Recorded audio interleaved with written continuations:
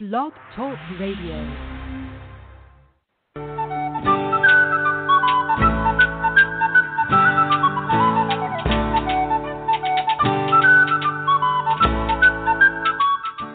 Welcome to the Spiritual Unity Radio Network, a station dedicated to the concept that all manifestations of the divine are equally valid. Join Reverend Terry Power HP, Robin McKean, and all the hosts for programming covering a wide range of spiritual topics, right here on Blog Talk Radio.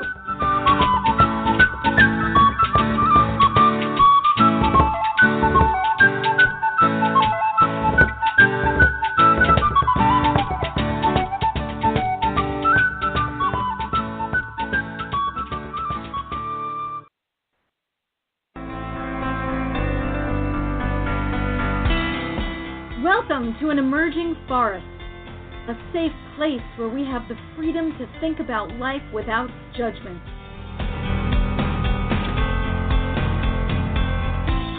We take a look at society, we examine it, and we allow for the possibility of something new, something different.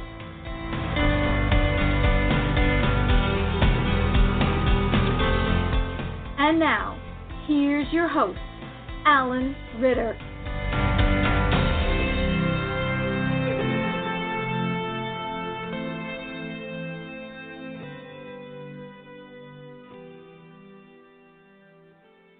Welcome, everyone, to this second November show in 2018, December of 2018. This one happens to be taking place on the 9th day, so it's December 9th, 2018, and this is another episode of An Emerging Forest. And every so often, I sort of look back on how my world has changed and how I think about the world. Or my perspective has changed, how I deal with things, and I have talked to a few people over the years. I guess you could say that I worked with one individual in particular for about 2.5 or 3 years, and just by talking to her, moved her way of thinking or acquainted her with my way of thinking, which is not necessarily my way of thinking. It's many people's general way of thinking. And it was a very powerful coping mechanism for her. It was a very powerful way for her to deal with things that were going on in her life. And so what I thought I would do tonight is that I would share sort of the society that we live in, the main society's perspective, and then share my perspective in sort of a building block and comparison way, so that we can get to a point later on in this episode where I can talk about the ideas that I propose that I want to talk about, which namely is fear and safety. So thank you, Marcie, for joining me on the line. Marcie said that it's easier actually to call in to listen. But if you're out there and you want to call in, the number is 646-564-9714. Of course, only when the program is being broadcast live. So I want to dive right into the topic for tonight. And I'll just propose some things and go through sort of some discussions that I wrote down, because, I mean, I spent not a super long amount of time, but I actually took notes for tonight's talk, because I want people to be able to take this show after I put it on YouTube and send it to someone who might need it, because there have been moments of great change in my life when some of these things came to me, and they completely changed my life. So fear is the result of a duality in the mind. Duality in the mind is created to say that part of you is wrong and part of you is right, or part of the world is wrong and the part of the world is right. So let's see where this takes us. So from the basics, I'm just basically starting out sort of a logical progression of ideas. Good and evil. There can be sinful and righteous action. There can be diseases to be fought.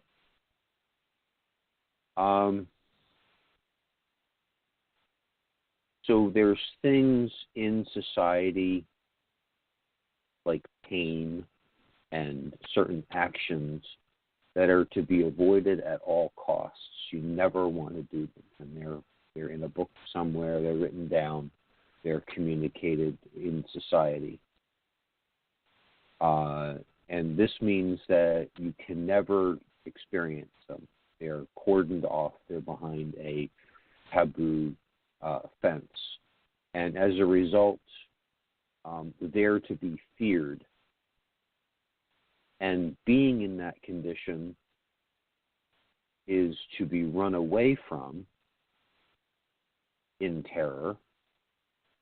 And when you are in that condition, you must surrender yourself to either a physician or to some administrator of the state, because you're in a bad place and you need your condition to be corrected so that you can be redeemed and be no longer in that condition which is taboo to the society.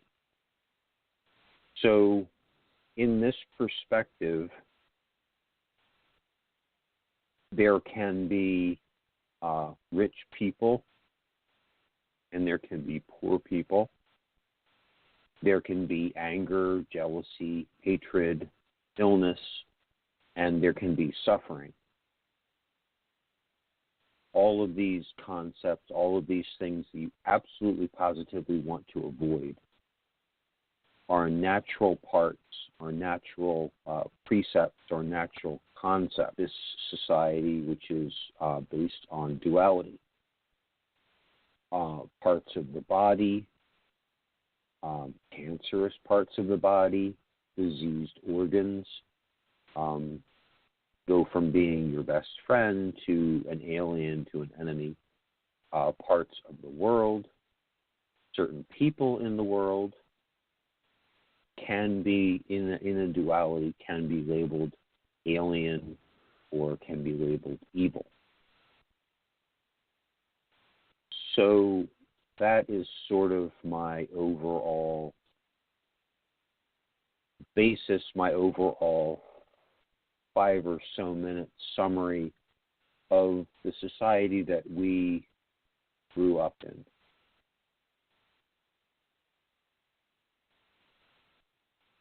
And so this is where we started, and I don't want to say we. What I want to say is this is where I started, because I don't want to speak for you, the listener. I want to speak for myself. You might have started someplace else, but I started in with the perspective of what we just went through. And I'm not going to talk about my life events, because what I want to do is I want to present sort of the structural thoughts that came out of this. I don't want you to ooh and ah at my life events or hold your hand over your face or whatever you would do. What I want you to be able to do is I want you to be able to listen to what I'm saying and apply it to your life. And there has been so many twists and turns in how I think about things that it would just take too long. There is one thing that continues on and is a real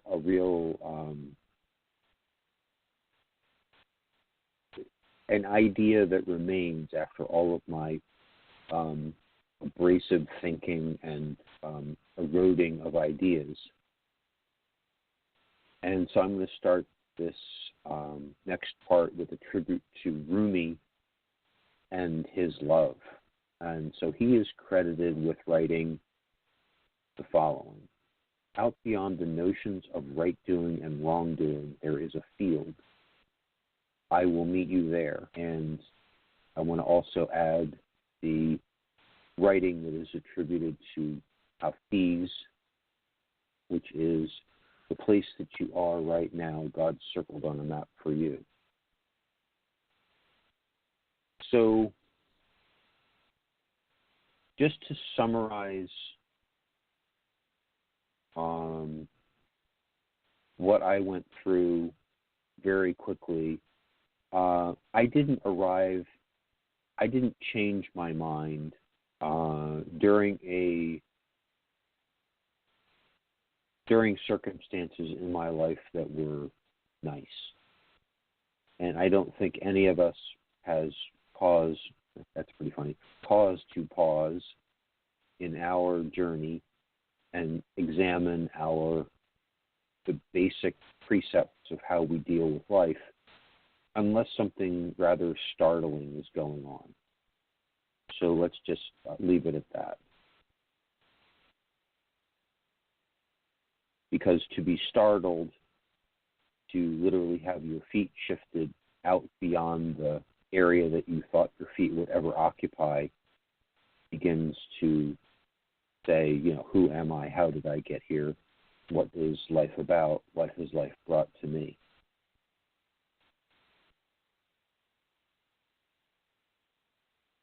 So what I can see now is that life brings each of us a gift we need in each instant. It brings us an experience. It brings us, in fact, the exact experience in the exact setting that we require to build our character. So each of these experiences are not a sin, not evil. The people that bring them to us and ourselves in particular are not an enemy, but the exact next step our character needs to grow, the next part of itself. That's what comes. So where did this character building start? And to me, this means it started with a soul that has the ability to make experience happen. And this soul, of course, wants to acquire experience. So it wanted to build a character. And at some point, before all this experience began to take place, this soul was a blank slate, had nothing written in it. And I see everyone and every soul in every form that souls can take as once having been blank. And from there, each soul started to build. Each soul creating the circumstances it needed or it needs to have the next instant be what it needs or what it needed. So in effect, because these souls are so powerful in our present society's words, you could say that each of these souls is a god, person, or each souled object. I don't know what all contains souls. I don't want to limit the presence of souls in any way, shape, or form. This makes each one of those souled experience acquirers a god. And we each dance with each other, or we dance alone. That depends on whether you see others present here or just yourself. So each dance with each other, I'll put it in that particular way of speaking of it, to give each other experiences we need, with each of us receiving exactly the experience we need. Crime can be no injustice. There can only be exactly prepared gifts of experience, from me to you, from you to me, from me creating the circumstances to myself. So from each one of us orchestrating the experiences, we only receive what we need. So every second being the same reception of a gift for each being. This changes, I can just spit it out and say this is universal bliss, or this is universal continued achievement, but it is universal continued bliss and achievement of character building. And character building in this society, bliss might be looked upon as being to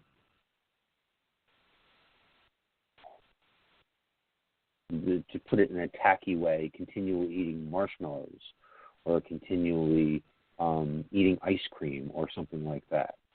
But continued receiving of exactly the experience you need in order to build your perfect character, the character that your soul wants, is, all of the bricks arriving at the perfect time.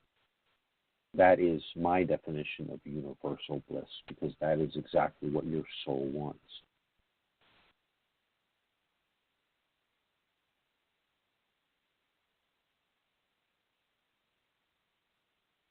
So that is sort of so I want to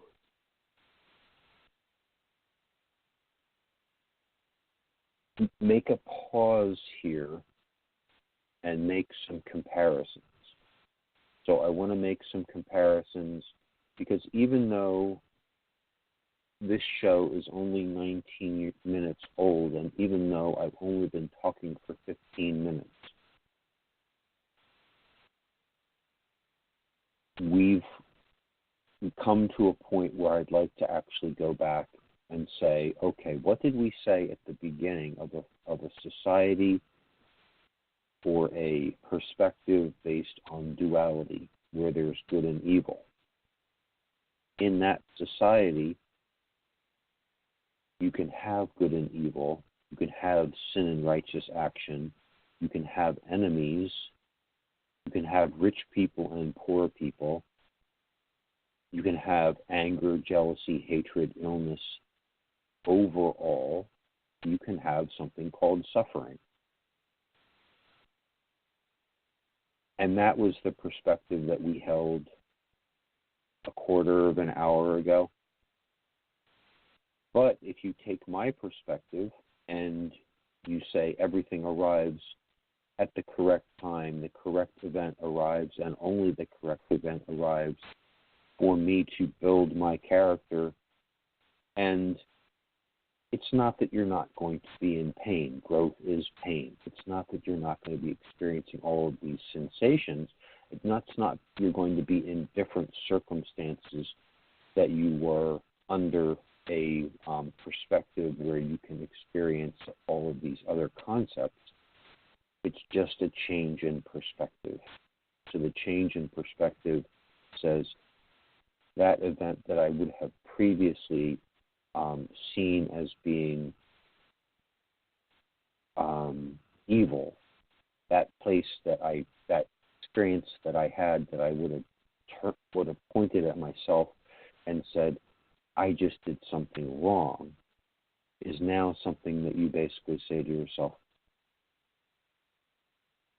it happened, it is character building, I don't need to get stuck there, I don't need my feet to get nailed to the floor and suffer for it, I just need to move on. So that's a very powerful coping mechanism. So you don't need to be drawn into taboo event gravity where you just vacillate for the thing that you did because it's just not welcomed in society, and because it's not welcomed in society, people tend to get hooked on those things, and they tend to give it more of their time than they should, instead of saying, "Oh, that happened to me. Time to move on to different actions."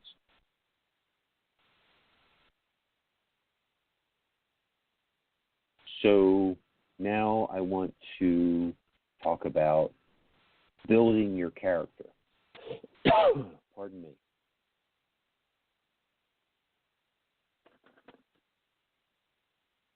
Started at 0, then had to build its character.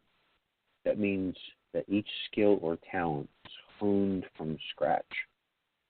And many, many of these skills or talents had a huge number of very complex precursors. It took a lot of work even to get to the door to even start that particular skill.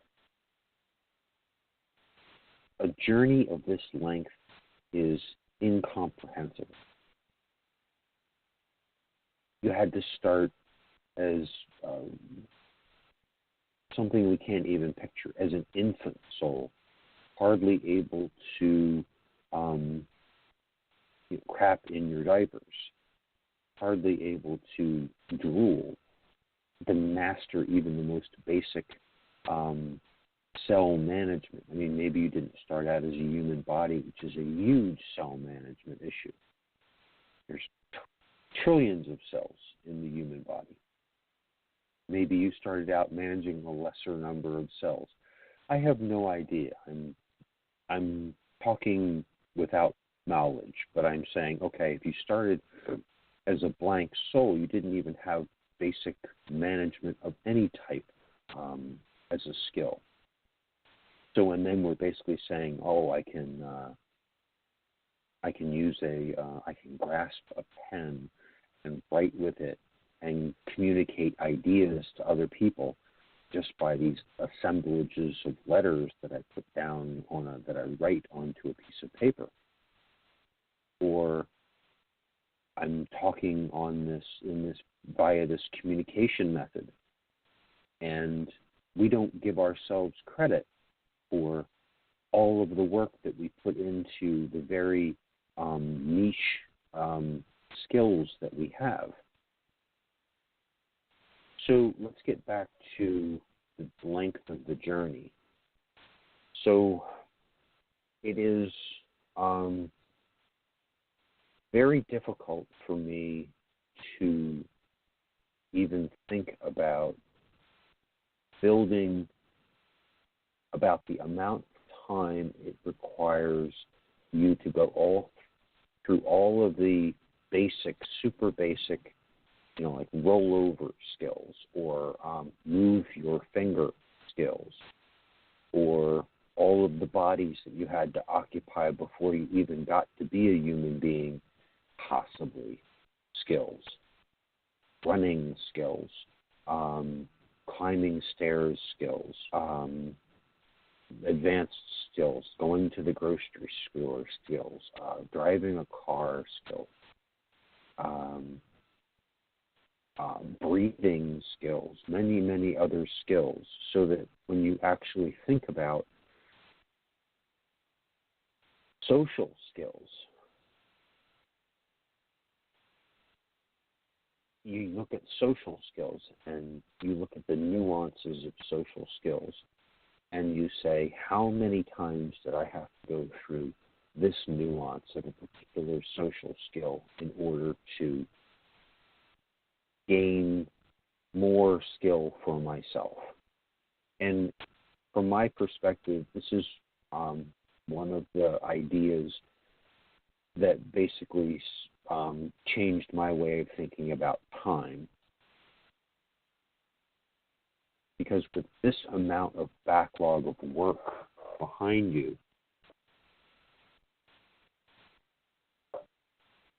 it took so long to do that our present society's rush, there's no time, you have to rush, and you only have a certain number of years,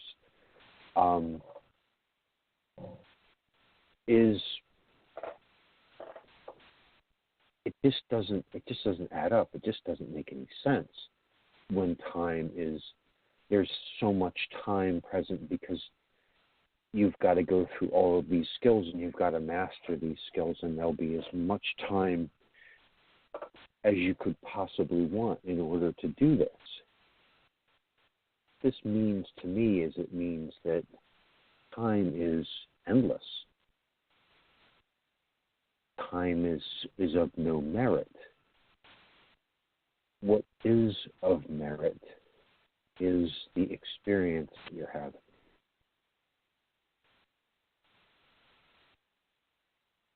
So I'd like to take a pause there and take the half-hour break, which I need to do, and then come back after the break. Dark the barred, green and gray. See y'all after the break.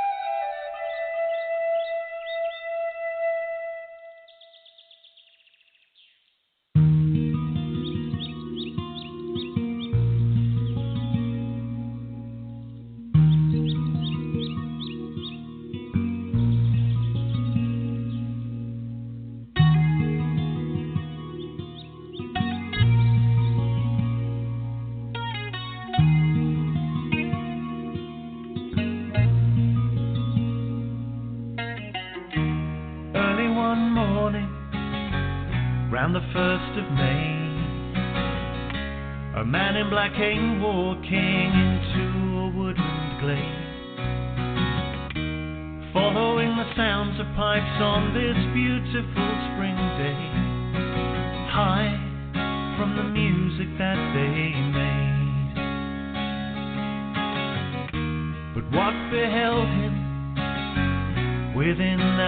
face. A look of recognition fell across his face. Oh Lucifer, why do you appear to me? For I am a man of God, a priest. I'm no devil, I'm father to the land. I have been here since the earth began. Neither black nor white, priest, hear what I say.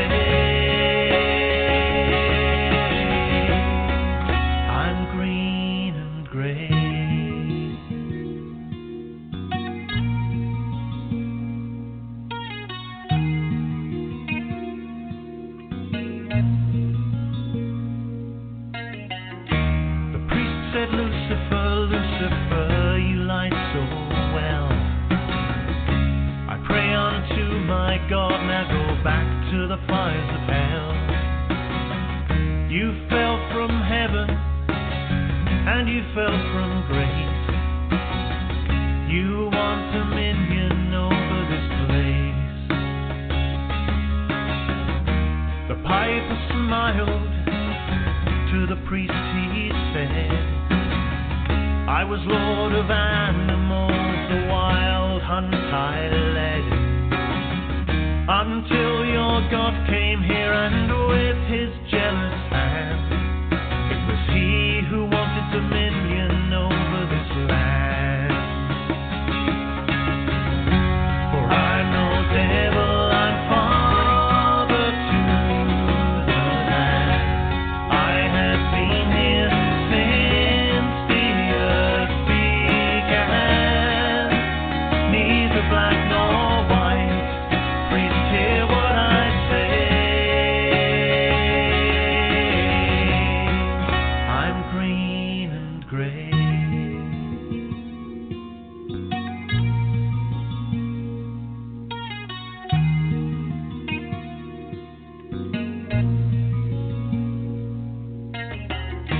The priest said all evil comes from your hand. The piper said if evil is where it lies in the hearts of man. But you lead us, oh you tempt us, to rape, to steal, to kill. The piper said whatever happened to free will? Then the grove lay empty, the priest told no one. The blossom lay upon the thorn, and the piper's tune was done.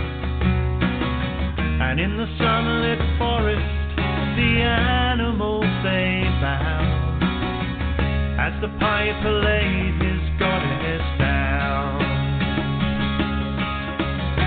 For I'm no devil, I'm father to the land. I have been here since the earth began. Neither black nor white, priest, hear what I say. I'm green and gray. I'm green and gray. I'm green and gray. I'm green and gray.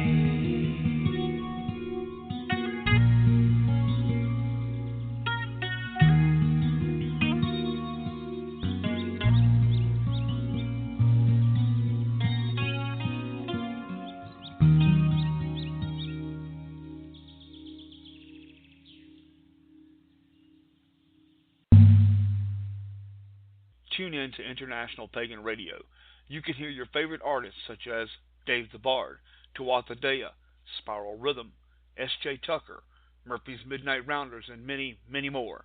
Join us for exciting shows like Ask a Witch and Storytime with Rook as well. www.internationalpaganradio.com on the net or on TuneIn Radio on your mobile devices. Join us on Facebook and Twitter too. International Pagan Radio, all pagan, all the time.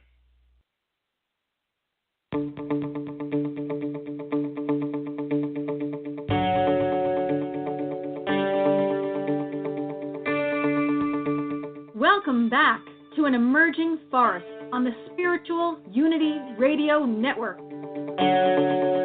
We hope everyone was able to stretch their legs and get a drink. And now, back to Alan.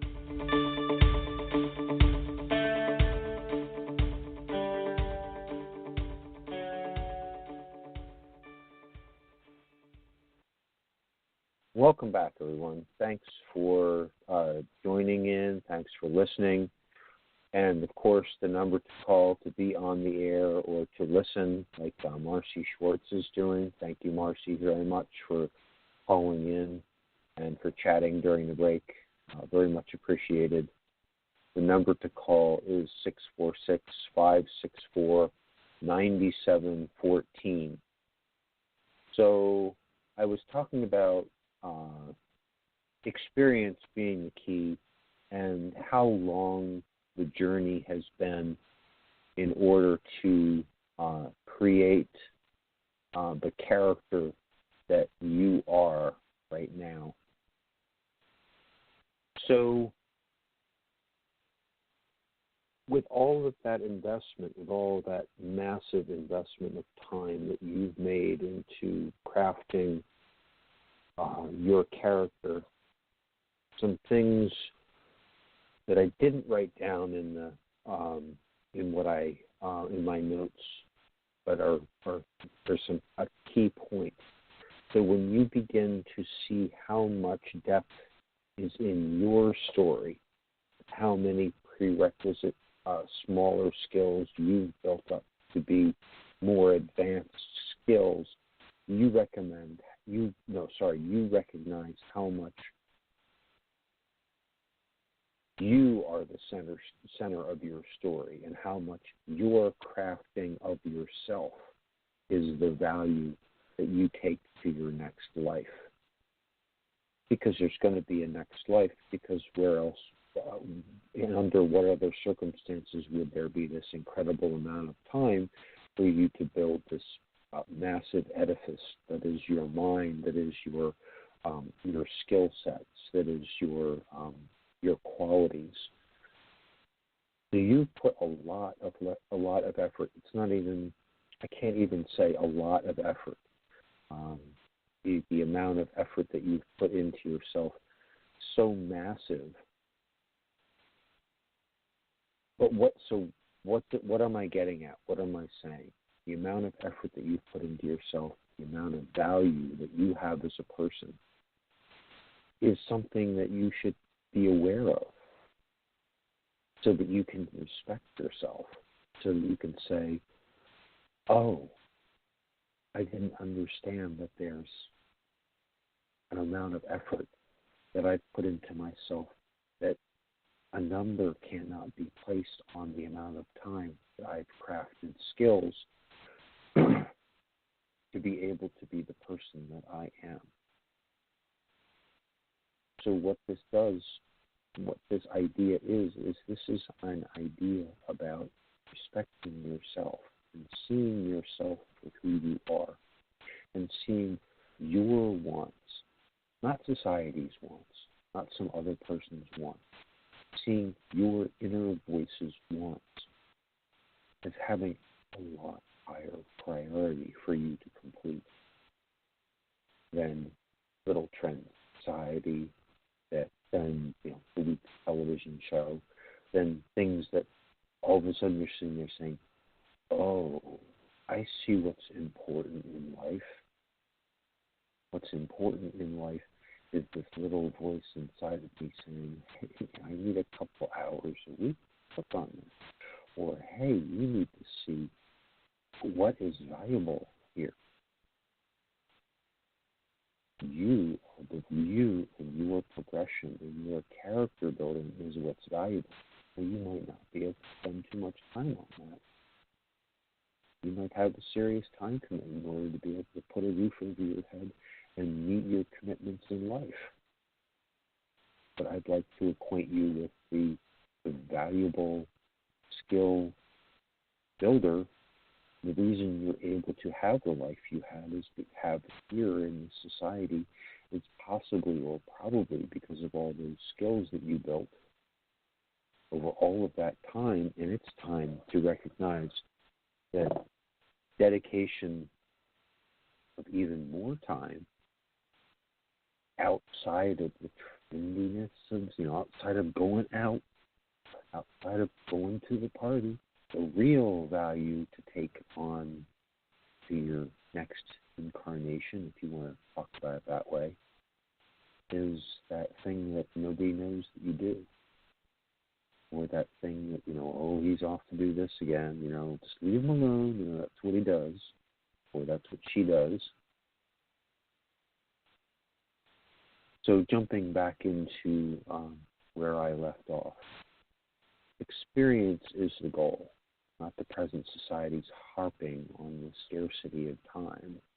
Oh, procreate and have a family and, buy cars and buy houses and retire and die. No, there's other things in life.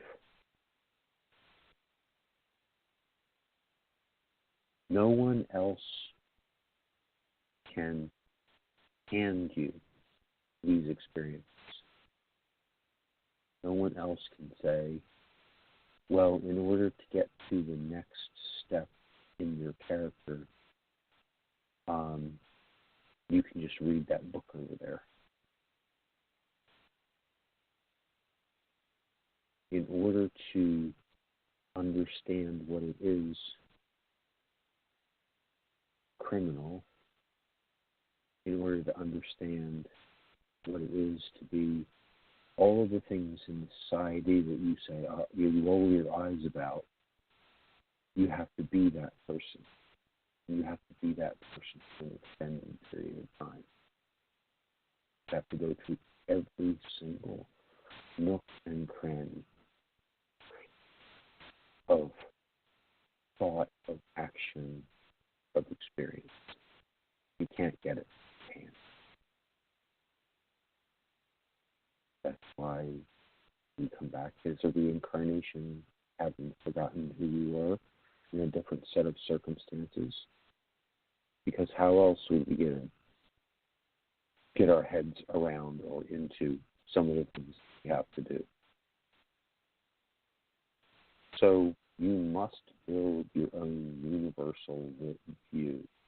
You must do it firsthand.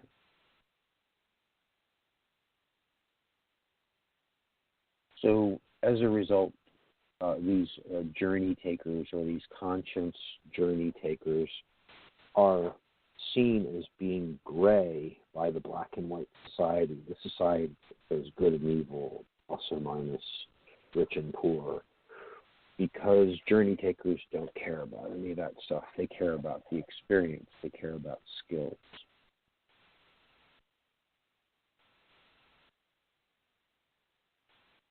People in the gray and in the black and white society are terrified of one thing or another. But in the whole universe, journey takers just receive what comes. Grateful to be alive and to be receiving new experience. So I am not saying these things tonight change you. I'm not saying these things to change what's in your heart.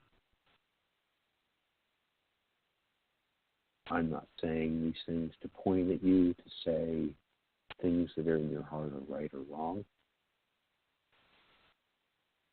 Because that's not the garden that I'm actually after, not what I'm here to promote. It's not what I'm here to celebrate. What I'm here to celebrate, I'm here to celebrate your ability to understand that that's what you need to celebrate, and those are the visions that you need to bring out.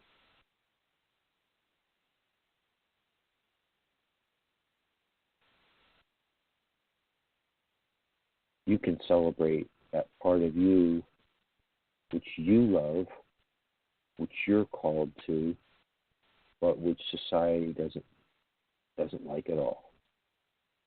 And now you can understand why the ugly part of yourself, and there are no ugly parts of anybody's self, of course, but now you can understand. I mean, when I use a judgmental word like that, I use it as sort of a humorous or sarcastic analogy to the light and dark judgmental society. Now you can understand why you have certain lusts or certain wishes to do certain things, because you need to go everywhere and you need to have done everything. So you're attracted to do certain things, and I think that everybody's attracted to do things. We're all attracted to do many things, and many of them you just don't want to talk about. So you don't want to say, walk down the street with a sign that says, "Hey y'all, do you know I do this all the time?" So I'd like to celebrate the people that have all of these pressed views in their head. And that's pretty much everywhere. Many of those people who have pressed perspectives in their head are actually behind bars.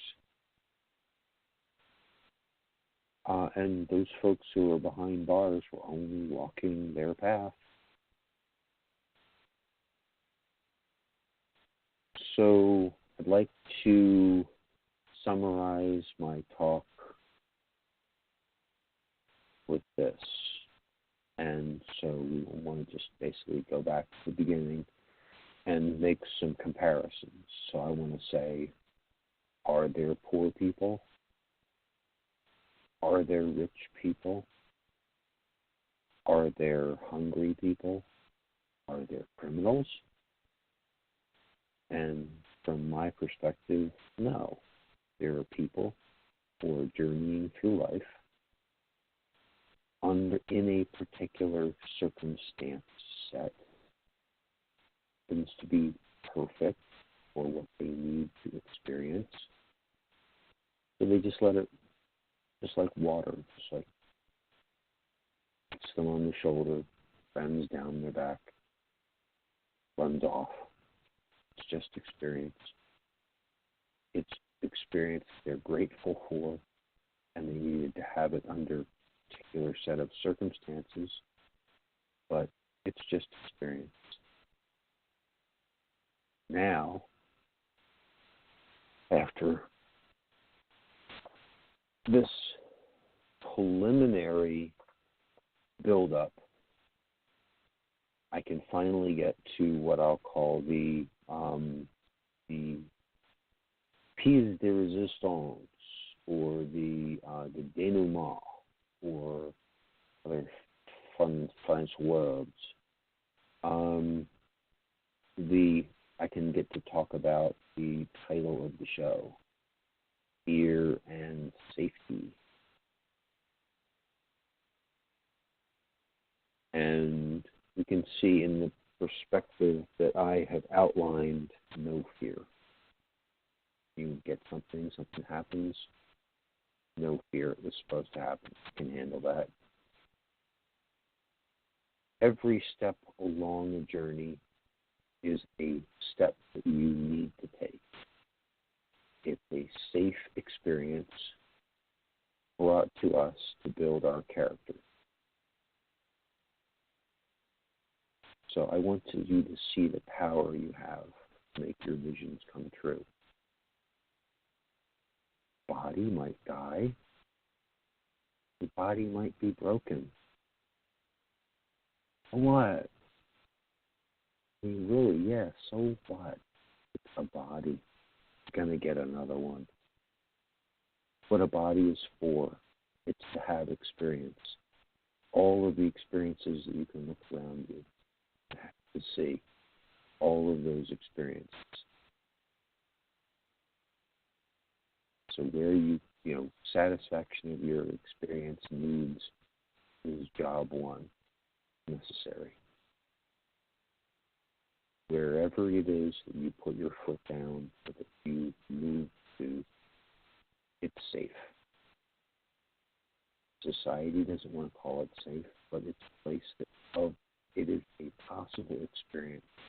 And it is safe. And it is bliss. It is not bliss from a non-quote-unquote suffering perspective, because growth is suffering.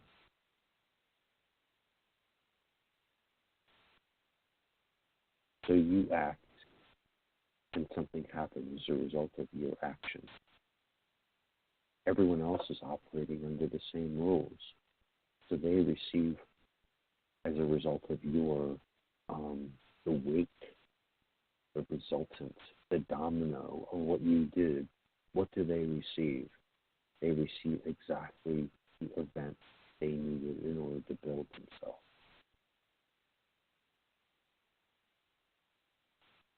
No choice. It's all good. You don't do anything to yourself that isn't a building event. You don't do anything cause and affect anyone else. That's not exactly what they need. Even today, even right now, even whenever you're listening to this.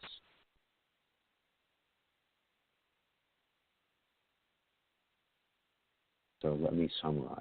Today, in the main society, one perspective is called right. Just one perspective. And the rest of us have to shut up and act like we are ruled due to science, due to morals, due to law. And I respond to that by saying, if you feel a particular way, that is enough. You do not need science or law or morals or any justification to journey toward your goal. Of course, society's going to call you insane. That's fine. What's wrong with that? The dominant society will compete directly with you and your perspective because it doesn't want to lose any converts, or it wants to lose as few as possible, all the while heaping more and more fear as it feels threatened. Pretty interesting that there's a lot of fear events in our society.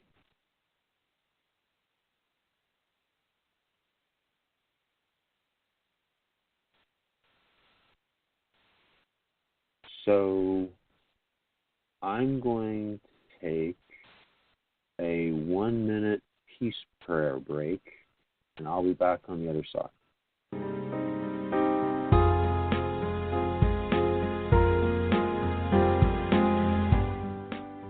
There is one power in the universe, and we are perfect manifestations of that power. And as such, we pray. We pray for peace. We pray for love. We pray for stability. We pray for the nation in which we live. We pray for the world. We will it. We manifest it. We draw it to us. We receive it. We accept it. And we give thanks for it. And by our will, so mote it be.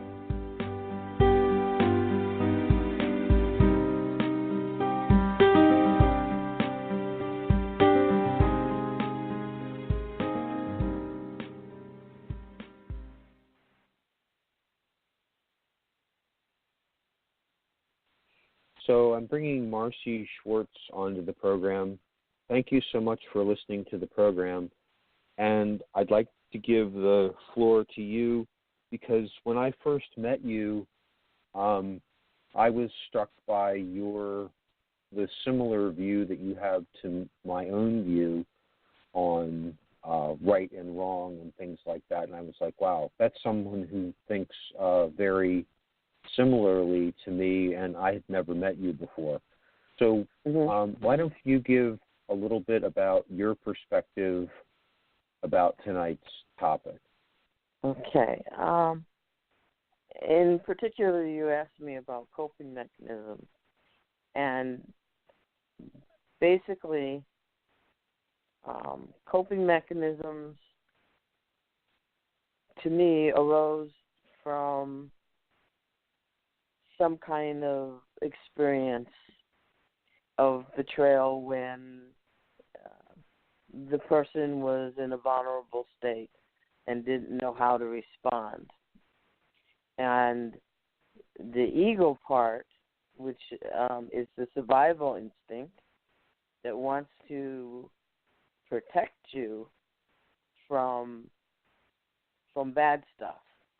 And the survival instinct of the ego is to close up and protect your vulnerable body. So in most cases, it was an emotional trauma, and the vulnerable body is your heart. And most people close their hearts. And what happens when you close your heart is you are not aligned with yourself. You're not open to yourself, and you're not trusting of yourself. And that's where people have their coping mechanisms, and we put all kinds of labels for coping mechanisms. And they're basically all the same. I don't want to call people, I don't like the labels. They're psychological labels, and they kind of imply that you can't change because the experience altered your mind pathways in that you respond in a certain way, physically, emotionally, spiritually. And I maintain that nobody is this label, and no coping mechanism has to stay. But you have to be willing to understand that and say, well, if I have created these, and some say they see the neuropasses, which trauma produces. Well, if you can create these neural passages, you can uncreate them. And it's more of our purpose here is to learn to, to be cute saying master your ego. But it's not really mastering your ego. It's taking back into yourself responsibility for who and what and how you feel and how you respond to things. And so everybody can change. I don't care what anybody says to you. You can change if you want to. You can change by understanding why you do what you do, and decide, well, maybe that's not a good way to handle things. I'm not saying that's easy. It's not easy. It's a process. And it's a process of becoming one with yourself and going inside and trusting yourself. That's basically what happens, is that we're the ones we're not trusting. And we're not trusting our gut instinct or the truth that's within us, because we all have a basic truth, and we all kind of know. We already know the story. We just don't know that we know the story of what we're trying to do. But what we're trying to do is to get to a point where we're okay. And that's really what it is. I'm okay. I'm at peace. I know that nobody makes me angry or hurt, in pain. It is my reaction to them that makes me angry or hurt and in pain. And what we are taught is that you want to avoid pain, but in reality, you want to accept that pain. Because what you find out when you feel that pain is that fear of the pain that is causing you the trauma. Once you allow yourself to feel the pain shrinks.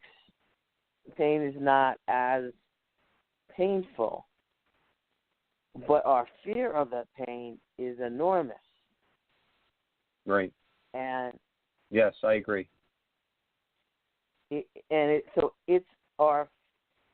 So as you learn to and some of these pain are deeply stuffed inside of us. So the first thing, you have to start trying to get them out and feel them, and it's not a pleasant process, but if you want to become a person that's not full of fear, you want to become the calm in the storm, whatever it is you are motivated to want to become more of a person, more of evolved, more of at peace. All those means that you have to allow yourself to be angry. I mean, first is the pain, then is the anger about the pain. And most people have stuffed their pain.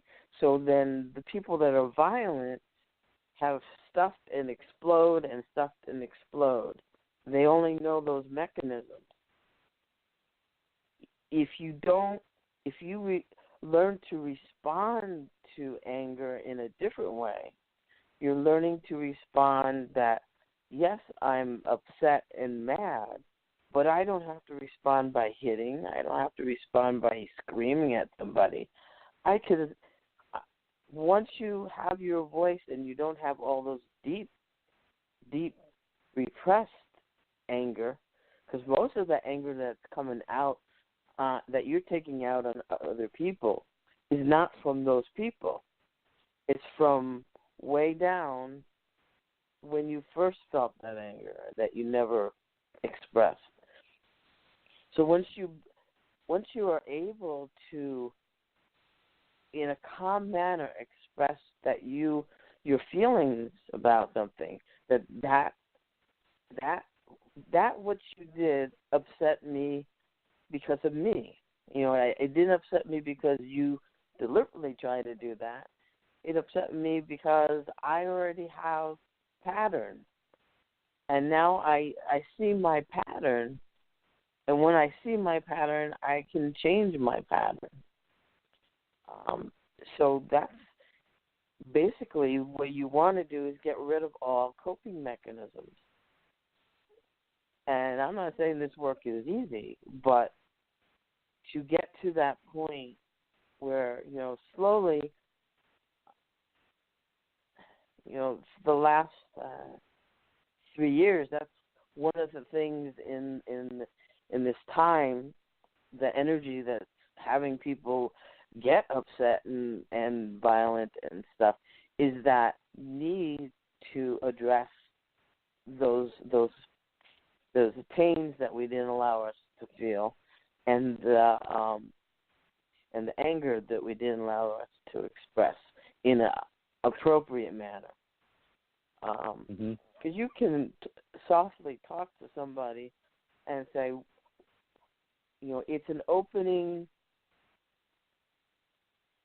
to both parties, because then they'll say to you, but I didn't even mean it that way. You took it that way because of all that's been before you. And they didn't even know they upset you, and they didn't do it on purpose, because nobody does things to you, for the most part. They don't. We're doing things as a reaction to each other, because we're not consciousness of what we're really feeling. And so that is the most important thing, is learning to communicate with yourself and know where you're at, and then learning to communicate with others and learning with where they're at. I had a groundbreaking experience. I was making a comment to somebody, and they said it back to me, and I went, "Oh my God, that sounds terrible. I didn't mean it the way it sounded." because we don't understand the power of our words, and we don't necessarily, because we have the whole thing in our head of what we meant. We didn't mean it the way, a lot of times. So we're reacting to things that are just miscommunications. And we have all these coping mechanisms that are based on trying to protect you from pain and injury, when in reality what they do is they keep you in that repressed state. That's my take on coping mechanisms. So what you're here to learn is how to not have those, how to be able to see past that, how to understand yourself, and how to be able to see others as they really are by learning to communicate with them. This is what I felt when this happened. And they'd go, well, why did you feel that way? Because I meant this, and the other thing. So a lot of our pain we have created in ourselves, in that we don't know how to communicate with people. And we don't know how to communicate with ourselves. Somehow all that was repressed in the way we reacted to things. And that's what we're here to learn.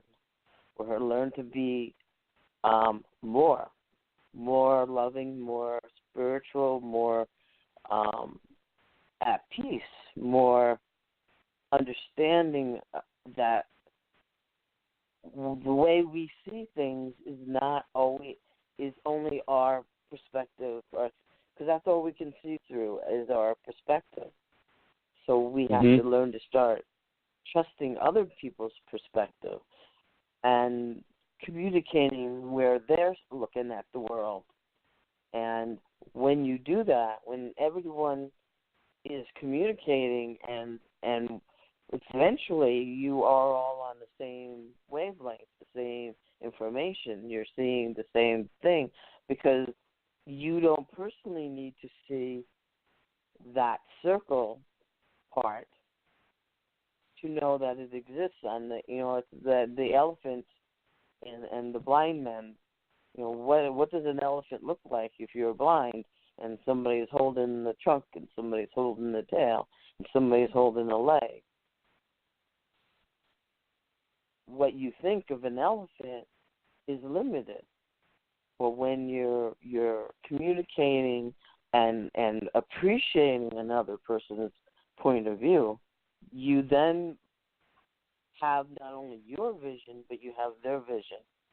And pretty soon we'll all be the same vision. We'll see the ultimate truth. And that's where we want to become.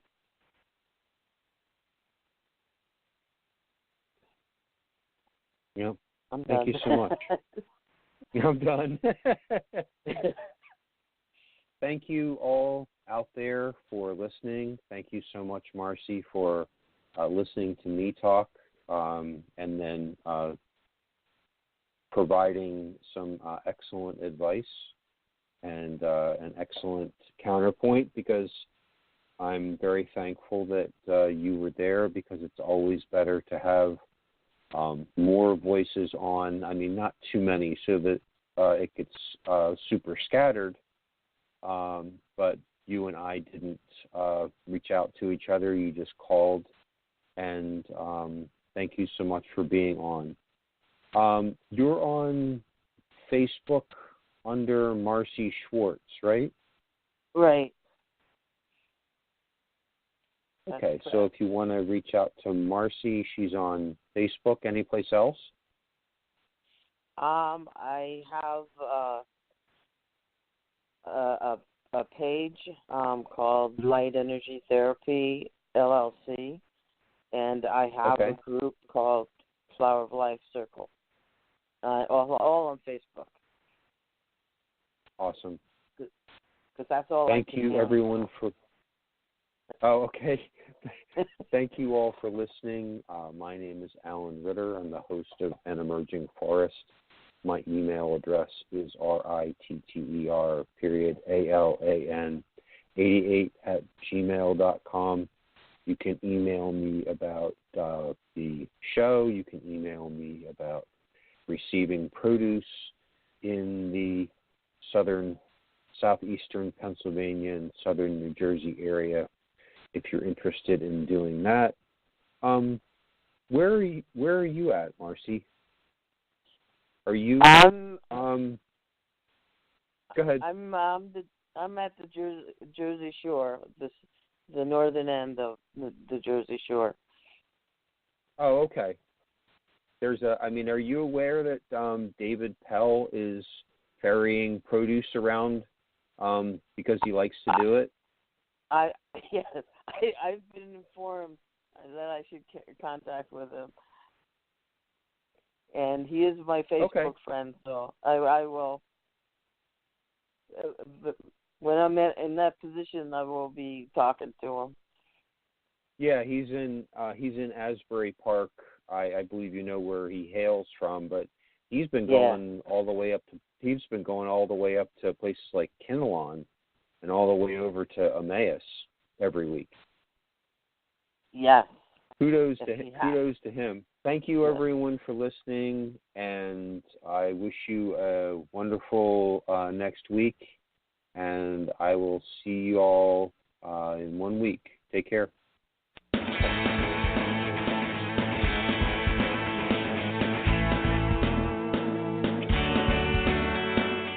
Thanks for listening to the Spiritual Unity Radio Network. Join us 7 nights a week for exciting programming covering a variety of expressions of faith. And remember, all manifestations of the divine are equally valid.